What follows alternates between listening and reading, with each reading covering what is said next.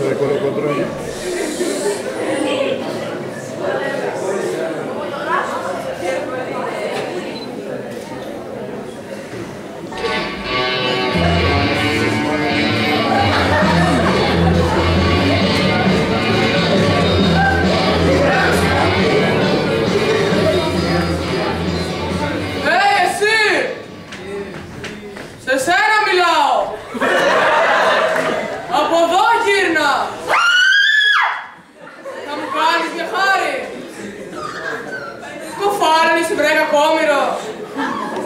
Τότε γιατί δεν αποκρίνεσαι?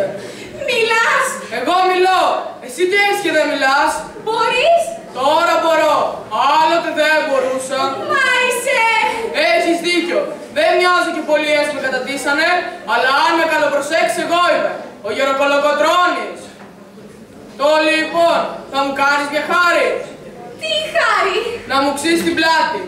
Έχω μια φαγούρα που με έχει αλαλιάσει. Την πλάτη! Ναι, μπράβο. Έτσι που μου έβαλε τα χέρια αυτός ο Μαγκούφης, ούτε να ξυστώ δεν μπορώ. Να! Καλά είναι εκεί! Ναι, μπράβο. Και λίγο απ' την άλλη. Την ευχή μου να έχεις.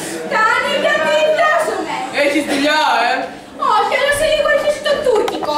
Σαν να μην με τα λες καλά. Έλας πάντως, ευχαριστώ πολύ. Κι άμα περνάς από εδώ να με θυμάσαι. Θα σε θυμάμαι, ναι, θα σε θυμάμαι. Έλα γρήγορα. Μιλάει. Πώς μιλάει? Θα με ξέρεις. Πού με πας? Το μιλάει. Σοβαρά? Τα σέβη στρατηγέ, τι μου κάνετε? Καλώς τον. Εσύ τι μου Ας κάνεις? τα λέμε καλά. Τι να έχουμε? Τι νέα να έχω εγώ? Κάθομαι εδώ και φιλοσοφώ. Σε ξέρει. Είναι πολύ ωραία θέση εδώ, είναι πέρασμα. Ναι, παναθεμάτες κι άμαξες. Σταματημό δεν έχουν.